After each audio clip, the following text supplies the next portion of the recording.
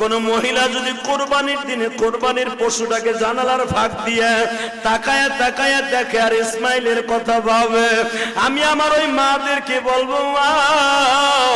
হাজেরা সন্তানদের সাজাইয়া স্বামীর হাতে জবাই দিতে দিছে, আর তোমার স্বামীর হাতে যখন পশুটা জবাই দিয়ে তেল মালিশ করে দিবা, এই পশুটাই দিয়া বলবে, ও জাতির পিতা ইব্রাহিম, সুন্নাত আবিকুম ইব্রাহিম,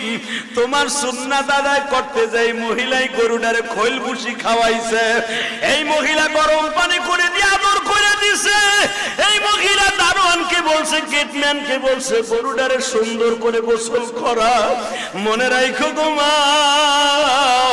এই জন্যই দেখবেন গরু কিনবেন আপনি, গরুটার তদারকি দিয়া দিবেন আপনার বিবির আন্ডারে। আপনার বিবি যদি এই গরুটারে তেল মালিশ করে দেয়, গরম পানি করিয়া দেয়, একটু আদর করে দাও গো মা, ইসমাইলের গাড়িতে তুমি জান্নাতে যাইবা। এই জন্য গরু কিনা বাড়ির সামনে ঝুলাইয়া রাখবেন, বাড়ির সামনে বাইন্দা রাখবেন, আপনি নিজের হাতে আদর করবেন, এটারে শ্যাম্পু দিয়ে গোসল করাবেন,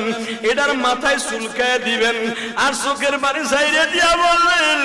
হে পশুরে, তোরে আমি কিনছিলাম, তুই আমারে পাপের থেকে বাঁচাই দিয়ে গেলি।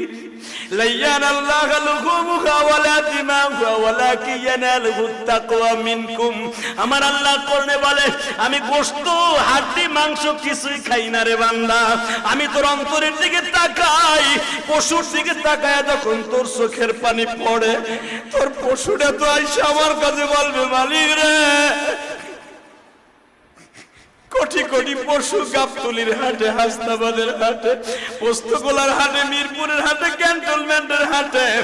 আল্লাহ এমপি সাহেবের বাড়ির সামনে, আল্লাহ কত আলোকদের মাঠে কত লাখ লাখ গরু আসছিল, সবাই কিন্তু বিক্রি হয় নাই। কেউ গাড়ি বলিয়া লইয়া গেছে ফেরত, আমারে তুমি তোমার এই বান্দার বাড়ি পাঠিয়ে দিছো,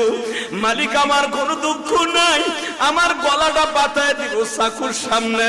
কিন্তু তুমি আমার সাথে একটা ওয়াদা দাও, আমি তো তারে বাঁচাই দিয়ে গেলাম, কিন্তু ও তো বাঁচবো না, আমারে খাওয়ার পরে যদি নামাজটাও ঠিক মতো না পড়ে, গোয়ালি